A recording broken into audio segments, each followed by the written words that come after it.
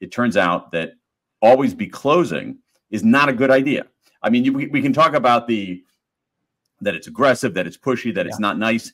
That's fine. In a world of information asymmetry, where the sellers had more information, it's not a bad idea. In this realm, it's a terrible idea. And what the evidence says instead is that the three things that matter most are attunement, which is, can you get out of your own head and see things from someone else's perspective?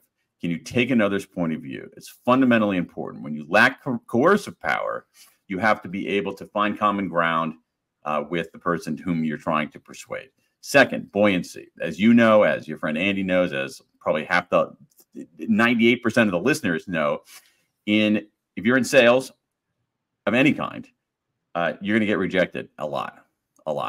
And a lot of people don't deal very well with rejection. So buoyancy is, how do you stay afloat in this ocean of rejection? There's some things that we can do, but adapting that kind of buoyant attitude in being in this sea of rejection and refusal is really useful. And then finally, there's clarity. Clarity has two dimensions.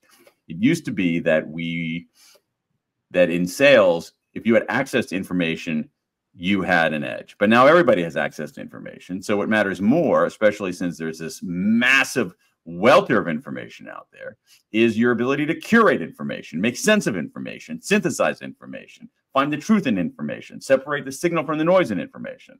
So instead of accessing, it's curating. And then, this is actually very intriguing, and again, I think that AI is only going to accelerate this, is that, you know, you have to go from merely problem solving to problem finding. That if your customer or prospect knows exactly what their issue is, what their problem is, in B2C sales, they don't need you at all, essentially. In B2B sales, they need you to be one of two or three bidders to drive down the price. But what's often happens is that the seller, your prospect, doesn't know what its problem is, or they're wrong about their problem. And so the premium has shifted from problem solving to problem finding. So